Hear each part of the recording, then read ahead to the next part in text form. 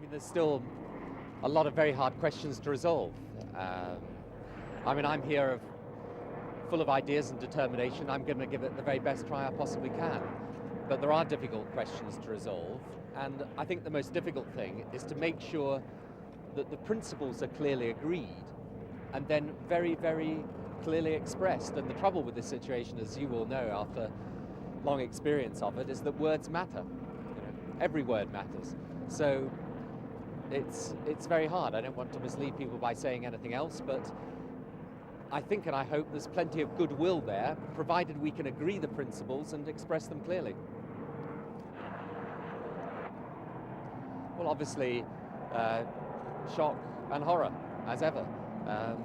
And this is precisely why it's so important that we carry on with the work that we're doing, because the people here deserve a better future than a life of bloodshed and murder and disharmony. Thanks very much indeed.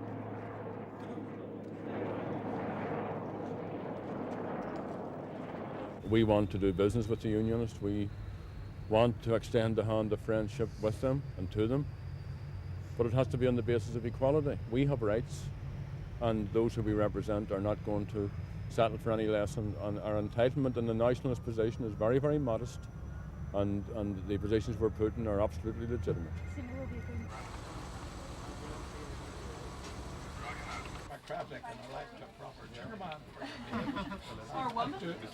So no matter what happens at these talks, there is not going to be peace, there is going to be war. And of course, that is not my assessment only, that's the assessment of the Chief Constable. That's what the Chief Constable has plainly told us. Folks, if you could just please, and could I ask? I still remain convinced, primarily because of the effort and the determination that the parties are putting in today, that seriously possible to find an agreement by the end of tomorrow, by tomorrow night's deadline.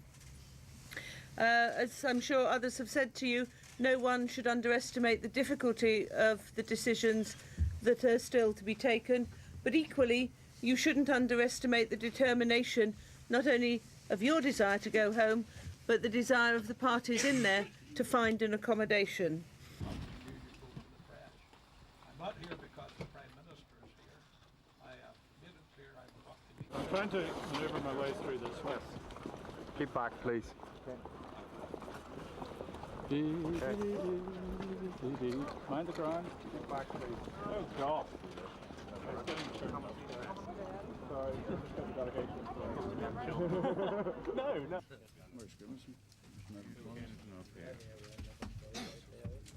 There are considerable difficulties ahead, and I can't, and I'm not getting into the area of predictions in this, because I don't want to send the wrong signals, whatever they might be, to people. Come from and are deeply rooted in a democratic.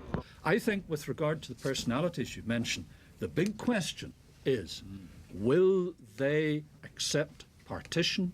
Will they enter a Northern Ireland Assembly?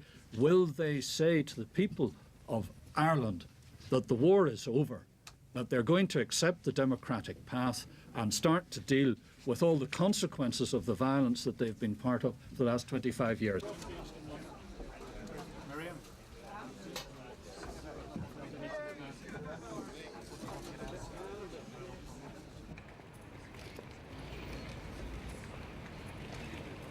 Petition on behalf of the assembled press, photographers, cameramen, and their sympathies to you on this occasion. The paper that was published yesterday, which was a draft paper for discussion that went to the parties, is certainly the basis for an agreement. It's the basis for all of the parties to give their assessment of what changes or what alterations they believe that they can live with or that they require.